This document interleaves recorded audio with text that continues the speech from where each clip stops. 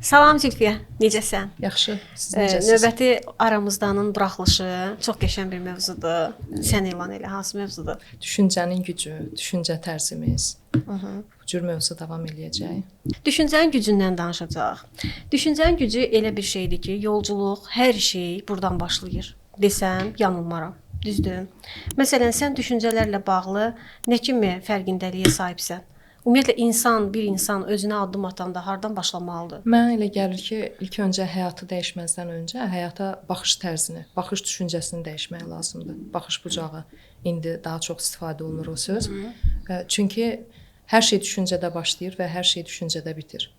Əgər biz düşüncəmizi pozitivə yükləsək və İnanın ki, ətrafımızda ancaq pozitiv hadisələri, pozitiv insanları və pozitiv nə varsa onları çəkəcəyik. Yox, əgər neqativlərlə doldursaq, o zaman addımlarımız belə hamısı səhv olacaq. Düşüncənin gücü ondan ibarətdir ki, istənilən yolculuğa çıxırsansa, sən birinci olaraq beynini, onun içərisindəki düşüncələri dəyişməlisən. Bunu bəlkə də istənilən izləyici, hər bir insan çox eşidibdir. Amma gələ görək niyə çox eşidilir? Deməli, nəsə var ki, buradan başlanılır da məsələ. Bunu biraz detalları ilə izahat verək. Əgər bir insan həyatında davamlı narazıdırsa, yaşaya bilmirsə, olduğu durumdan, coğrafiyadan, mühitdən, ailədən zövq ala bilmirsə, mən düşünürəm ki, bunun təməlində əsas yatır nə? Onun həyata baxış bucağı. Yəni mən düşünürəm deyəndə də ümumiyyətlə bütün sistem, hər şey bunun üzərində qurulub. Çünki düşüncələr materiallaşır.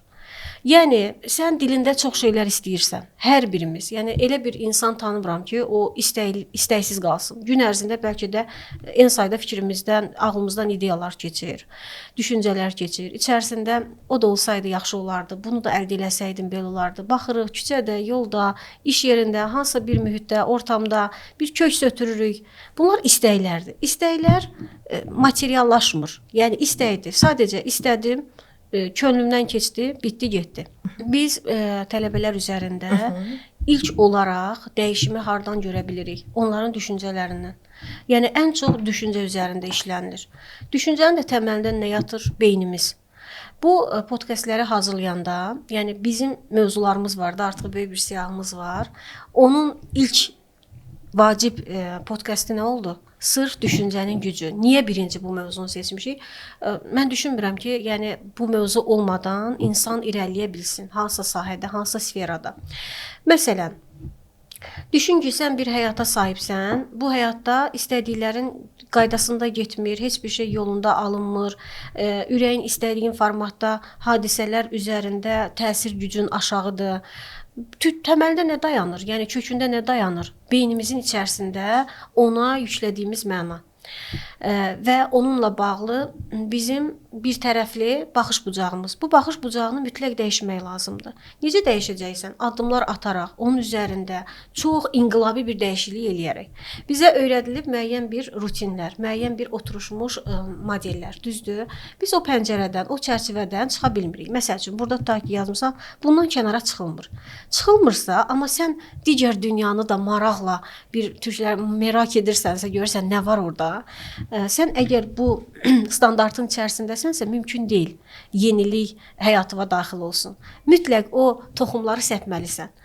Və bugünkü reallığımız ancaq beynimizin içərisindəki hadisələrə verdiyimiz roldur, mənadır. Necə şəkilləndiririk, ona uyğun reallıq da bizim qarşımızdadır. Hələ elə bir insan deyə bilməz ki, mən axı beləyəm, belə çalışıram, üzərimdə belə işləyirəm, amma alınmır, olmur. Demək ki, hara baxacaq? Beyinə ötürdüyü dərin materiallara, bilgilərə. Gün ərzində beyinlə necə kontaktdadır, nə danışır, ona hansı informasiyanı verir. Daxili səsi var ha, o səsi ancaq biz özümüz eşidə bilərik. Bəli, gözəl görünə bilərik. Kosmetika, makyaj, nə bilim, geyimlər, markalar. İçimizi gözəlləşdirmək. Bəli. Daxildə bir saxta kimlik yaradırıq, daha doğrusu xaricdə yaradırıq, amma insanların əksəriyyətinə fikir versən nə görmüş olursan? Yəni demək olar ki, cəmiyyətdə belə son vaxtlar insanlar özlərini tapa bilmirlər. Nə istədiklərini bilmirlər. parçalanmış vəziyyətdədirlər. Tükənirlər. Tükənmişlik daha güclü hiss olunur. Nəyə görə? Çünki o daxildə o pıçıltı o qədər səssizləşib, əvvəl gür idi. Nə vaxtlar gür olmuşdu o səs? Uşaq vaxtları. Görürsünüzmü? Dilimizə gətirirdi, istəklərimizi biruzə verirdi, rahat idi, relaks, yəni danışırdıq, ünsiyyət qururduq valideynlərimizlə, necə mehriban idi, heç bir şeydən utanmırdıq, çəkinmirdik. Çünki insani tərəflərimiz budur. Amma zaman keçdikcə nə baş verdi? Baş verən oldu ki, biz daha çox daxildəki səsi səssizləşdirdik, xarici səsə önəm verdik. Kim nə deyərlər? Xüsusi stereotiplər, olarlar, olmazlar, qadağalar, qorxular, neqativlər, davamlı onların səsi gür oldu və üzərimizdə o qədər təsir mexanizmi gücləndi ki, indi əksəriyyət bəlli yaşa çatandan sonra geriyə baxır, illər keçib, böyük bir uçurum, boşluq, hardan başlayacağam, necə edəcəm, hansı addım atacağam? Səncə nə etməlidir?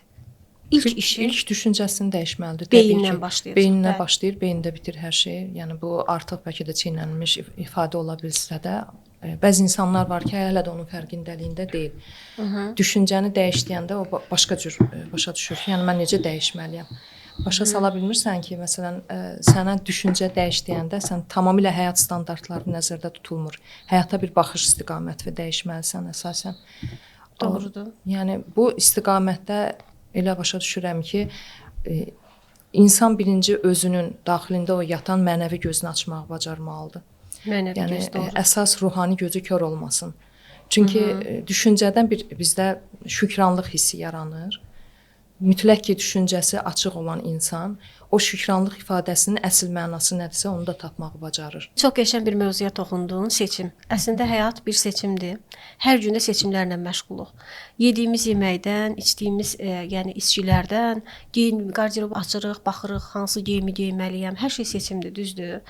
Bizi izləyən, dinləyən, istənilən insan bilməlidir ki, gün ərzində mən bu günümü necə başladacam? Necə ki, rahatlıqla gedib asılqandan geyimi seçib, bu gün bu kombini yaradacam deyirsə, səhər də ona qərar verir ki, mən bu gün pozitivimi seçirəm, negativimi. Bu arada Zülfiyə, ikisini bir arada aparmaq olmur. Ən faciəvi tərəf ikisini bir yerdə aparmaqdır. Həm belə olursan, həm belə olursan. Yəni, həyatda hər şey deyir ki, birini seç. Baxın, işdə də bu belədir.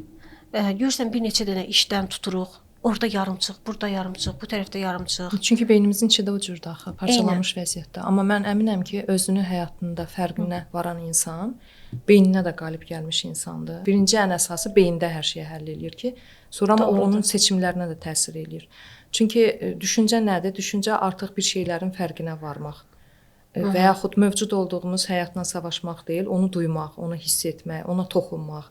Yəni burada təbii ki, dırnaqarası toxunmaqdan gedir. Yəni ona görə bu xüsusiyyətləri hansı insan ki, özündə əgər artıq tapıbsa, düşünürəm ki, həm o düşüncə qalibidir, həm də elə o şükür kəlməsini, şükür ifadəsini, şükranlıq ifadəsini həyatında tapmış insandır. Bizə düşüncə olaraq nəyi ötürürlər? Bizə düşüncə olaraq ötürürlər ki, sən davamlı özü başqalarına müqayisəli təhlil elə. Və bu müqayisələrdə indi cəmiyyətin içərisindəyik də, o xanımlarla içdənik. Mən ürəkdən gülən, həyatını doya-doya yaşayan, barmaqla sayılacaq insanlar görürəm. Çox azdır. Təbii ki, bu bizdən də təsirsiz ötüşməyib. Bugünkü gündə də asan məsələ olmasın. Bu çıxdığımız yolculuq da, bunun təbliğatı da və sağlam bir zehniyyəti qoruyub saxlamaq da çox çətindir. Yəni asan məsələ deyil. Nəyə görə asan məsələ deyil? Aid olduğun coğrafiya, əgər acıdan bəslənirsə, nəsillər travmalar görübsə, müharibələr görübsə, müəyyən konfliktlər, davalar, iqtisadi krizislər, bunlar varsa, təbii ki, istər-istəməz insan axı zəncirvari bağlıdır öz kökünə, 7 şəcərə deyirik. Bu bizdə də yəni öz təsirini göstərəcək. Və belə bir dünyada, belə bir coğrafiyada, belə bir mühitdə sağlam düşüncəni qoruyub saxlamaq asan məsələ deyil. Sual doğa bilər ki, sağlam düşüncə nədir, xəstə düşüncə nədir? Baxın, əslində dərmanlar qəbul edirik. İnsanlar düşünür ki, hə, mədəm ağrıyır, ürəyim ağrıyır, dərman atım, sağalım. İllər keçir, aylar keçir, eyni sindrom daha da yüklənirsən, daha da bilmədiyin kimyəvi qatqılardır, sənə faydası olmur. Mənəvi dərmanı atmayıb bax, mənəvi dərman da əsas. Daha da xəstələnir, düzdür? Amma mən əminəm ki, insan beyni üzərində davamlı, sistematik, durmadan, gecə-gündüz çalışarsa, o istədiyi ideal bədəni də yarada bilir. İstədiyi sağlamlığı da orqanlarına əmr edərək neyə bilir? Mükəmməl şəkildə onu işlədə bilir. Eynən. Bütün bədən ona xidmət eləyir. Ancaq beyin. Bizim mentorluqların özəyi, təməl prinsipi, xanımlarla yol almağın, yəni bütün də dinləyicilər, izləyicilər, insanlarla işləyirik də biz. Hər kəs bilməlidir ki, özünü dəyişdirməyə başlayan insan birinci addımı beynini dəyişdirməkdən başlamalıdır. Bununla bağlı çoxlu sayda kitablar var. Bununla bağlı çoxlu sayda təlimlər var. Filmlər də eynən. Eynən filmlər var. Amerikanların çox şeyləri məsələn mənim xoşuma gəlmir, təbliğatları, amma filmləri çox gözəl mesajlar ötürür. Bəli. Yəni çoxlu ona aid filmlər var. Məsələn baxıb oradan da hansısa bir mesajı götürüb həyata tətbiq etmək olar. Ən böyük elə sizin də məsləhət elədiyiniz Sir kitabı var ki, hansı ki bütün beyinlə, düşüncələrimizlə bəli bağlı hər bir şeylər orada da göstərilir. O The Secret filminə yaxşı toxundun. Təsəvvür elə ki, hər ay mən o filmə bir dəfə baxıram. Yəni rus dilində, ingilis dilində, Azərbaycan dilində də, alt yazılı da səhv eləmirəmsə var. Türk dilində çox. Azərbaycan dilində yox, səhv eləmirəmsə. Azərbaycan dilində yoxdur, amma türk dilində var. Maşallah biz də türk dilini öz dilimiz kimi çox yaxşı bilirik. Yəni izləmək lazımdır. Həmin filmdə insanlar öz həyatlarından kadrlar və həmin insanlar əfsanəvi varlıqlar deyil. Real öz həyatlarında bunu nəticə olaraq görmüş insanlardır. Bəli, beynin üzərində ciddi işləmək lazımdır. Heç kəs, bax tam əmin edirəm, indi müəyyən network təcrübələrimiz var. Hər birimiz marketinqi öyrənmişik. Bunun üçün müəyyən bir proqramlarımız var. Elə xanımlar olur ki, gəlir, deyir mən biznesdə dərinləşmək istəyirəm, öz sahəmdə peşəkarlaşmaq istəyirəm. Hələ görməmişəm. İlk vaxtlarda təbii ki, təcrübə yönümlü müəyyən bir proqramlarımıza qoşulanlar olub. Həmişə bir şeyi tam əminliklə görmüşəm ki, həmin insanlar marketinqdə, biznesdə, satışda öz biliyini, bacarını pula çevirməkdə uğurlu ola bilməyiblər. Şəbəkədə axı. Birinci gəliş başlayasan beyindən ki, zəncirvari bir şəbəkə davam eləsin. Bəli. İşin sirri, bax ən təməli buranı dəyişməkdir. Bəli. Bura üzərində hakimiyyət qurmasan, beyni sən idarə eləyə bilməzsən, o səni idarə eləyir. Baxın, dünyada nə qədər yarımçıq istedadlılar var, nə qədər işlərini yarımçıqda buraxıbdır, savadlıdır. Nə olsun ki, savadlıdır, uğurludurmu? Deyil. Nə olsun ki, onun IQ səviyyəsi yüksəkdir, işlətsə beynini sol yarımkürə vurub çıxır, məsələn. Səbəbi nədir? Beynə hökm etmək, təzyiq etmək yoxdur, zəifdir, qərarlılıq aşağıdır. Bunu da kəlmə ilə demək olmur. Özün çox yaxşı bilirsən ki, çox sayda şuuraltı təlimlər var, texnikalar var, dərinləşmiş elmlər var. Buna marağı olan kəslər mütləq şəkildə yolları kəsişməlidir bu təlimlərdə. Özlərini dərindən bir analiz eləməlidirlər, öyrənməlidirlər. İnsan beynini idarə etməyi hökmlə öyrənməlidir. Bütün elmləri hamısını bir kənara qoyub, öz beynini, təhtəl şüurunu necə yüksələn bir mövqeyə çatdırmağı hər bir insan düşünürəm ki, əgər dəyişim və olduğu yerdən sıçrayış etmək istəyirsə, mütləq ilk toxunacağı, ilk baxacağı yer bura olmalıdır. Düz demirəm. Tamamilə doğrudur. Bəli. Yəni həqiqətən də buna aid kitablar da var. Bilirsiniz necədir Qumru xanım? Bəzən məsələn o kitabları çox adam alır, söhbət əsnasında deyir ki, mən o kitabı oxumuşam. Deyirəm ki, məsələn çıxartdığın nəticə nədir də oradan? Bəli. Görürəm ki, tamamilə fərqli yanaşma, fərqli prizma anlaya bilməyib. O kitabın ötürdüyü mesaj nədir? Orada nəyə toxunur, nə demək istəyir? Məsələn mən həmişə deyirəm ki, necə olub ki, bax bu qədər kəşflər olub da, məsələn, onlar axı birdən-birə onu eləməyiblər. Onlarda birinci o düşüncə toxumu beyinlərində formalaşıb ki, artıq onlar onu bir həyat addımına çeviriblər. Düzdür. Yəni bunlar seçilmiş insan məhz o düşüncənin sayəsində olublar, davranışın sayəsində olublar. Bəli. Mən də əsas məsləhətim odur ki, ən əsas birinci yatırım geyimdir. Başqa şeylər o belə deyim də, fiziki bir şeylər üçün, ehtiyaclar üçün tamam, yəni pul israf eləməli olar, amma onu da qədərincə, amma ən əsas beyin Yəni beyinlə doğrudan da işləməyi bacarmalılar. Heç bir fikir vermisənmi ki, düşüncəsini dəyişən insanlar həyatlarını necə sadə yaşayır? Necə sadə, necə bəsit, sadəcə Robin bir Sharmanın geyim- bu arada kitabı var. Sizin də ən çox xoşladığınız kitab, sevdiyiniz kitabdır. Orada o Ferrarisini satmış. Aynen. O cür insan necə gedir, Rahib çəkilir həyatı. dağlara və rahib həyatı olur. Bu bariz nümunədir. Sonra təsəvvür bu yaxınlar düşlərin bir filmi var. Adı belədir. Mantra filozofu. Çox xoşuma gəlir o film. Orada da sadə həyat tərzi təbliğ olunur. Əslində beyni üzərində hakimiyyət quran insan yekunda baxır görür ki, mənə qeyri-adi avtomobillərin necə deyim, böyük bir qarajı lazım deyil. Sonra 3-4 dənə mənzillər lazım deyil. Necə deyim, qarderobda bütün markaları yığmaq lazım deyil. Zaten həyatın əbədi olmadığını anlasa insan artıq başa düşər ki, bunlar həyatda lazım olacaq bir şeylər deyil. Eynən. Bəzən bəzi oyunlara da göz açıq olmaq lazımdır. Yəni həyatı sorğulamaq. Ümumiyyətlə iki cür insan var. Yuxuda olan, dərin yuxuda olan, bir də oyanışda olan.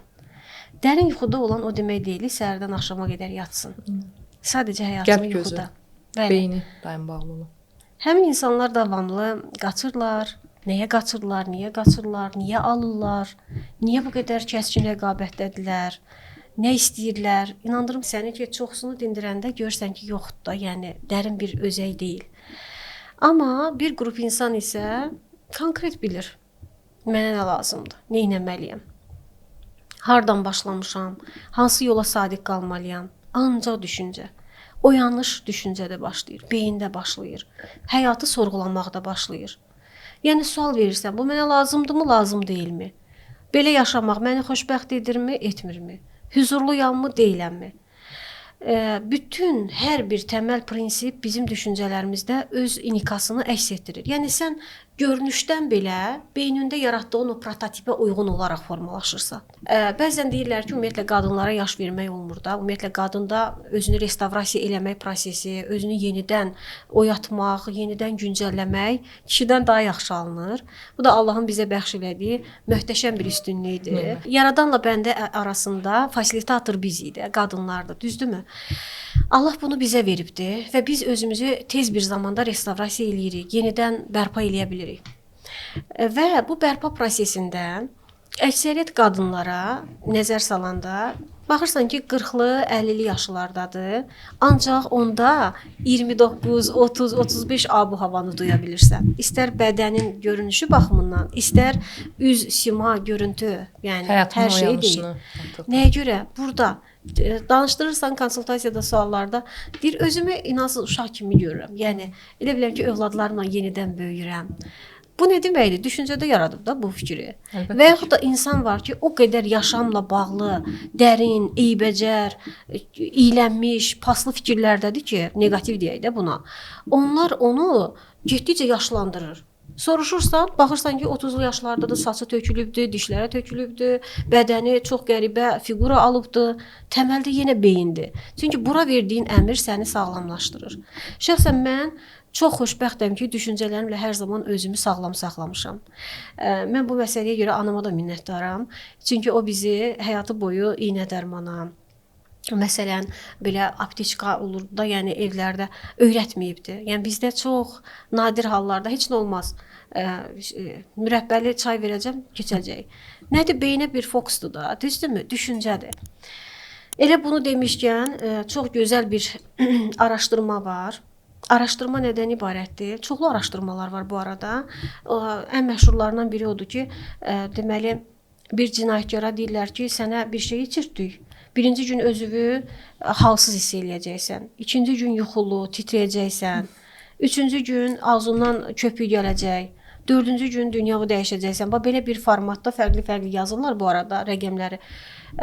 Həqiqətən də o prosesdə həmin cinayətkar eyni hadisələri yaşamış olur və axırda ölür. Proqramda da ötürürsən. Beyni ötürdündə, necə ki Instagram alqoritmi, TikTok, YouTube, beyin də alqoritmdir. Zaten bütün bu platformalar, bütün cəmiyyətdə nə baş verən sivilizasiya yönümlü nələr varsa hamısı alqoritm deyilmi?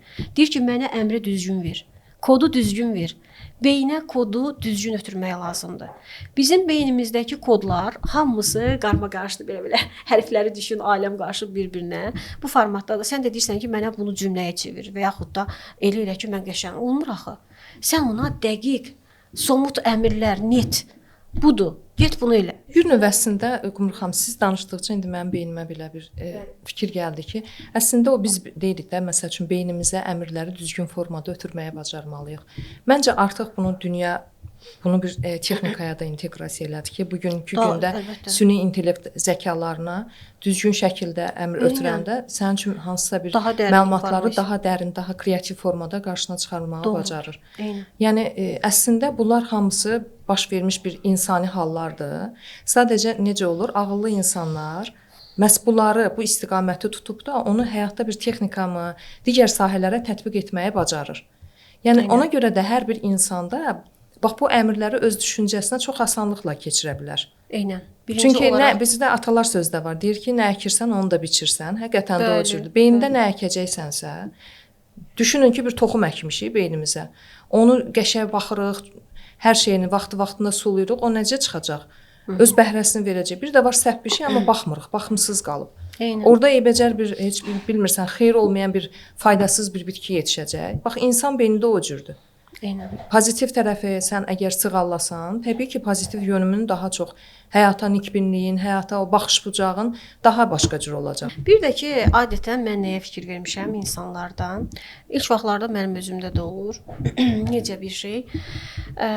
Biz toplum olaraq neqativdən bəslənirik də, davamlı ağlamağa meyilli, yəni yazıq durumu, istəyirik ki, bizi kimsə aciz duruma düşək, kimsə xilas eləsin, mədəd umuruq.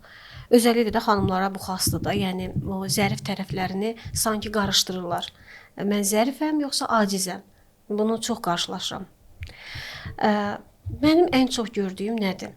İnsanlarla başlayırıq dərslərdə, düzdür? 3, 4, 5 gündən sonra yenidən əvvəlki formata qayıdırlar. Və yaxud da proqramlar bitir. Üstündən məndə bir özəllik var ki, hər rəngdən fırlanıram, arada bir salam yazıram, bir smailik atıram da mesaja, statusa və yaxud da storylərinə. Hiss edirsiniz, tutursunuz. Eynən, o bir qəribə bir energetik bağdır. Bilirəm ki, bu tələbədə nəsə onu dürtmək lazımdır. Yəni, yenə də o bəlkə də mənə spesifik bir özəllikdir ki, himayə kimi düşünürəm də. Yəni, həmin xanımı deyirəm ki, durma da get, bu yoldan get, axıra gedər.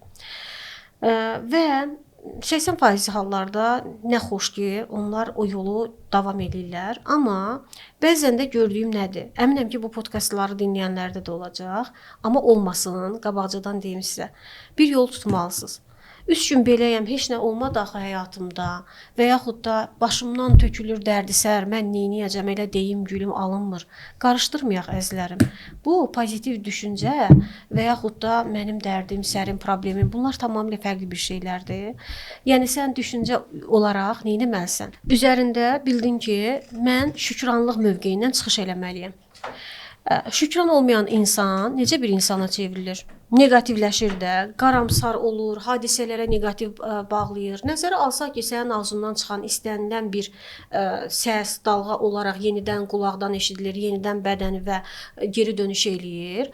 O halda sən bir ciddiyyət daşımalısan. Tarix boyu bütün mütəfəkkirlər deyib ki, ağzına gələn danışma da, səliqə ilə danış, cümlələri düzgün seç. Niyə görə ağıllı insanlar, mütəfəkkirlər az danışır? Heç görmüsən də yəqin. Az danışır, saz danışır. Nəyə görə? Bu insan bilir ki, çox danışmaq, keyfiyyətsiz danışmaq nə şəxsin özünə, nə ətrafına fayda vermir. Mütləq sən o qədər keyfiyyətli bir beyinə sahib olmalısan ki, bədən də onunla bir vəhdət təşkil eləsin. Və bu yola çıxmısınızsa, istənilən bir insan bu yolculuğa çıxıbsa, bunu silsilə olaraq ömrünün saatlarına, dəqiqələrinə tətbiq eləməyi bacarmalıdır. Elə ən pis durumda sən pozitiv zehniyyəti qoruyub saxlamalısan. Mən hətta bunu özümdə bir, belə deyim də, qeyd aparmışam ki, ağır bir pandemiya dövrü keçdi də, bəşəriyyətin bəlası oldu, başından keçdi.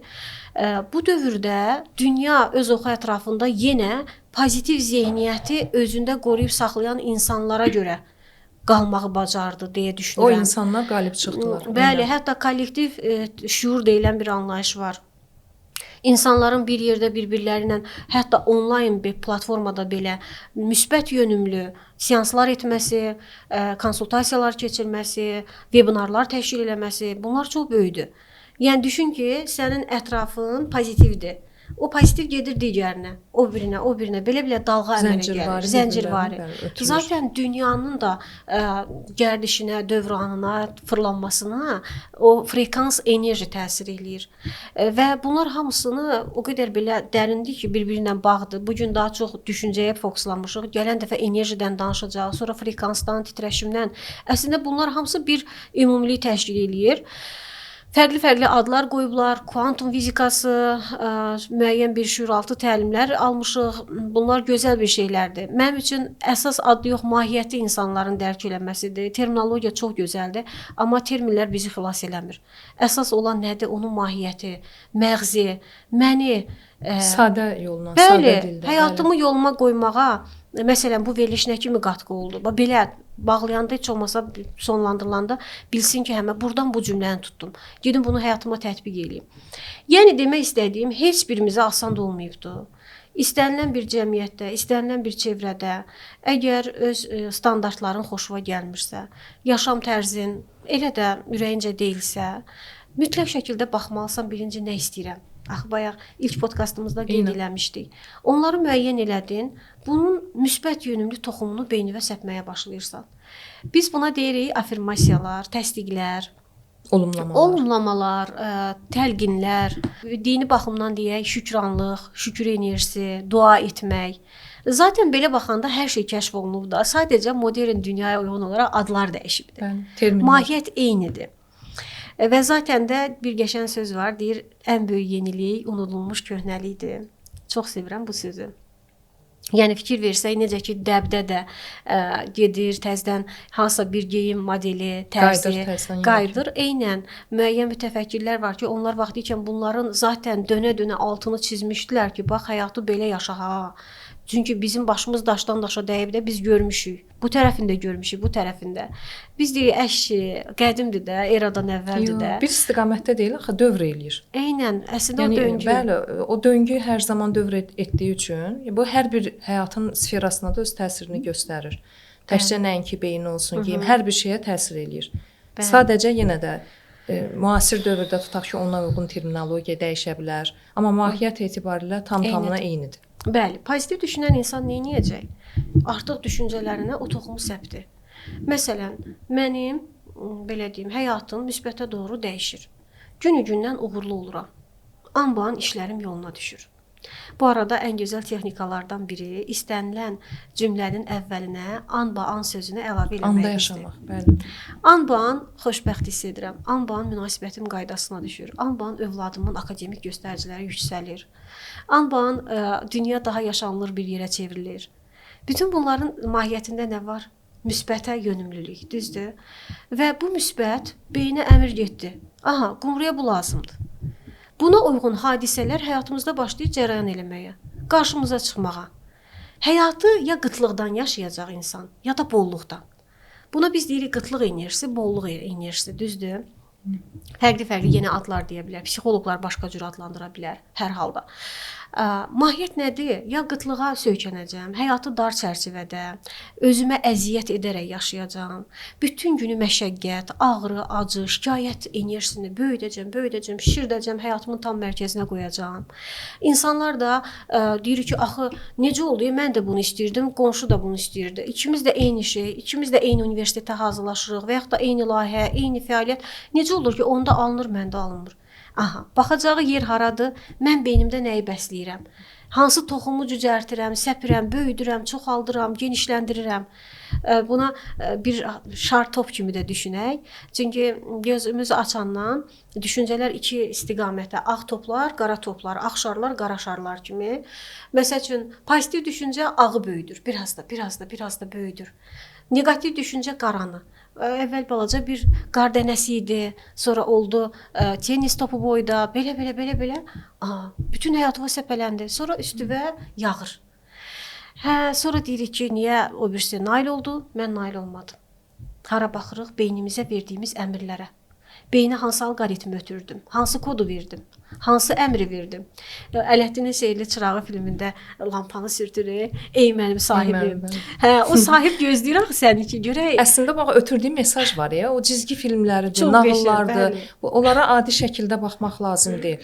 Hərəsində bir hikmət axtarmaq lazımdır ki, mütləq ki, onlardan hər bir insan həyatına təsir edəcək bir fraza var. Sizlərlə yol alanda belə ən çox tövsiyə elədiyim nə olubdu? Xüsusi sizə musiqilərin playlisti yaratmışdıq. Sonra eyni qaydada Musiqilərin belə filmlərin kolleksiyası, frekansı var, dalğası bəli, musiqilər. Mən həyatı zaten musiqilərdə tapıram. Çox sevirəm ifaları.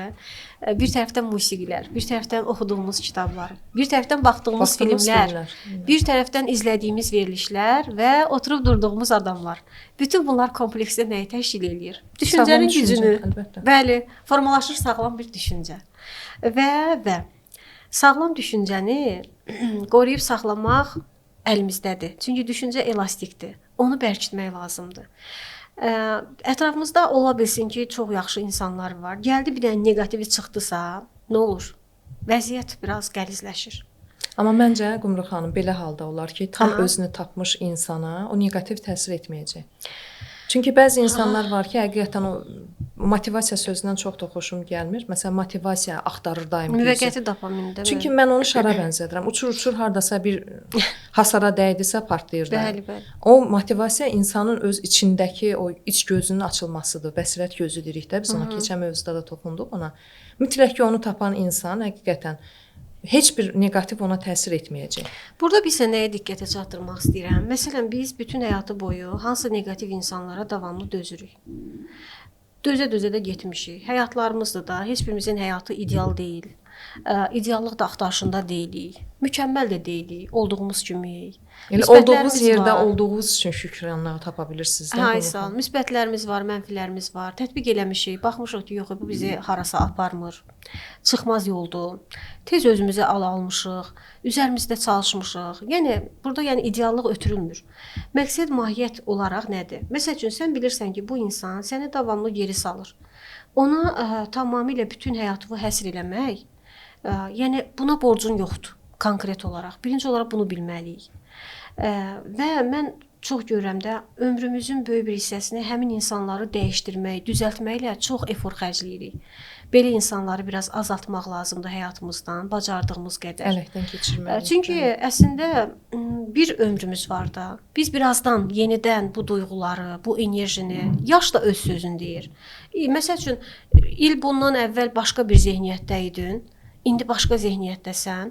O dövrdə tutqu ilə istədiyi indi əldə edirsən, baxırsan ki, heç marağım qalmadı axı. Yəni ömrümüzdür də, yəni anında nəyi əldə etmək istəyirsənsə, hansı arzuların varsa, bu arzular sənə də, cəmiyyətə də, çevrəyə də faydalıdırsa, mən düşünürəm ki, onlara sahib çıxmaq lazımdır. Nəinki hansısa insanın ağzının nə vaxtsa düzəlməyini gözləmək. Bu baxımdan yanaşıram.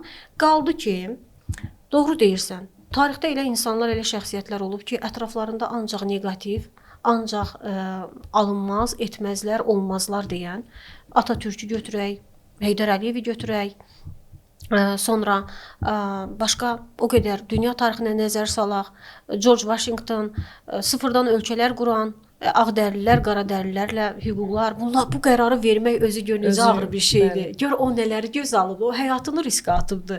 Çünki ağdərlilər hər zaman qaradərlilərə necə yanaşıblar? Yoxluqdan gəlib məsələn ona gəlib çatmaq, onun keçdiyi həyat yolu və etdikləri həqiqətən möhtəşəm şəxsiyyətlər olub tarix boyu. Bəli, Yuli Sezar özünü necə sevdirir qullara? Yəni böyük bir strategiyalardır. Hər halda onların da ətrafında hamı dörd-dörtlük səni dəstəkləməyəcək ki, ümumiyyətlə yoxdur. Ümumiyyətlə xaosun içərisindədir əslində inkişaf. Bu insanlar necə olublar? Gör indi o insanlar necə dərin özgüvən, nə istədiyini bilmək, yüksək tələbkarlıq və qərarlılıq. Əslində bu podkastda bizim ən çox diqqətə çatdırdığımız beynimizin içərisini səliqəyə salırıq, qeyd edeyim bir yerlərə. Mütləq beynimiz səliqəli olmalıdır. qarmaqarışıq bir otaqda necə ki istədiyi əlin qoymuş kimi tapa bilmirsən, eyni qaydada beyində də belədir. Çox insan eşidirəm, Qumruxam, hər şey var məndə, amma bilmirəm hardan başlayım.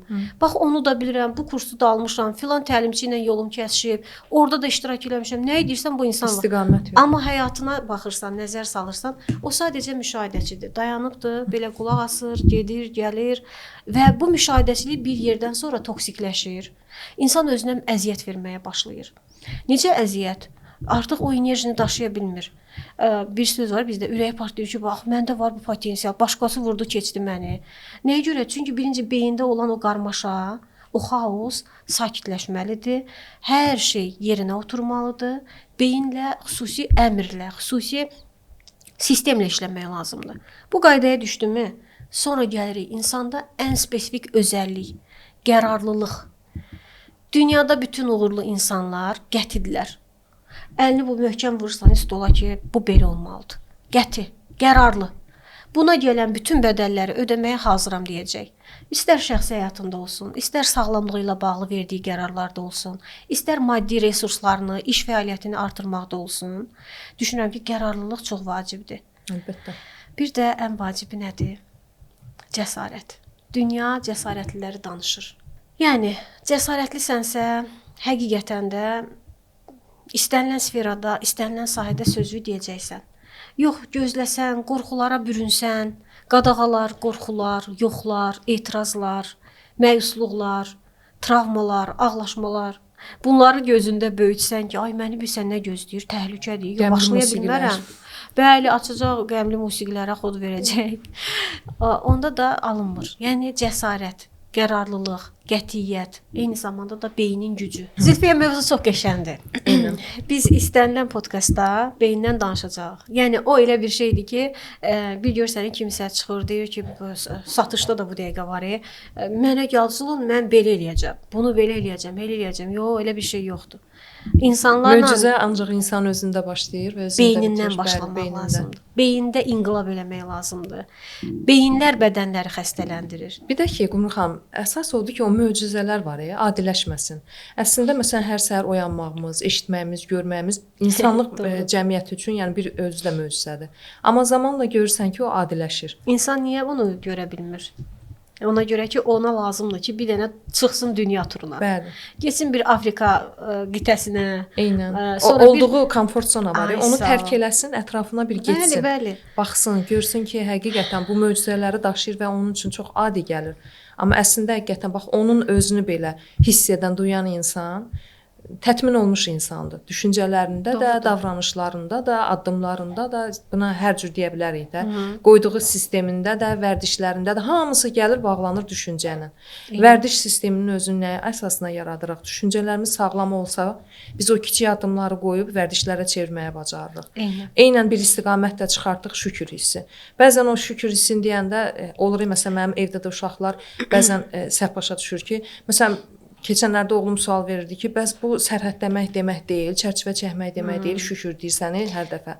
Elə başa düşür ki, yəni mən deyirəm hansısa bir arzundan, istəyindən, hədəfindən sən elə bil ki azad ol da, getmə onun arxasınca. Zaten bu bizim ayrıca bir podkast mövzumuzdur. Şükranlıqdan danışacağıq. Geniş şəkildə orada toxunacağıq. Bəli. Şükranlıq nədir? Yaradanına minnətdarlıqdır. Yəni bir şeyə minnətdar olmasan, anın ardı gələrmi? Düşün ki, mən sənə nəsə verirəm. Sən onu o qədər gözəl qəbul edirsən, şükran dolusan. Mən onu bir dəfə verirəm, sənin səhtindən belə turşulmuş bir sifət. Bizim də zəhrimar tökülür. Narazılıq. Aysa, mən ikinci dəfə onu edərəm. Etmərəm. Hətta onu uşaqlar çox gözəl cizir. Bir dəfə uşaqlar arasında eksperiment aparıblar. Öz sinif yoldaşlarının valideynləri arasında. Bəzi uşaqlar bəzilən analarının qaşqabaqlı formasına, qaşı aşağı düşmüş formasında təsvir eləyib və onun üstündə alimlər eksperiment aparmışlar. Amerika alimləri ki, həqiqətən də yəni uşaq belə insanın qarşıdakı insanın hansısa bir hərəkətini görmür də, onun üst simasıdır, davranışıdır, düşüncəsidir. Bəli. Zaten bax burada düşünürsən, o sənin davranışlarına təsir eləyir. Əlvə, gözüvə, qaşıvə, jest və biz necə bilirik bu insan səmimidir, bu insan süynidir, bu insan rola bürünüb. Yəni düşüncədən də əmr verilməsə, bura dəyişməsə, sən lap belə xeyri yox deyə, nə bilim dodağı şişir, qaşı qaldır. Sonra Bu arada onları eləyənlərə də heç bir sözümüz yoxdur. Təbii ki, məsəl üçün bəli, də yəni çöldən axtarsan da o gözəlliyi. bəzən həqiqətən də o alınmır qədər axı. gözəl olur ki, baxırsan ki, o tətmin yoxdur onda. Məmnun Axtarır, deyil. nəyinsə Görə axtarır. bilmir. O da hamısı düşüncə ilə bağlıdır. Beyni. Dəyərlilər, ancaq beyni dəyişəcəksiniz, düşüncələri dəyişəcəksiniz. Düşüncələr üzərində hakimiyyət ən güclü xilas yoludur. Biz aramızda bunları söhbət elədik. Ümidvaram ki, sizlərə də faydalı oldu.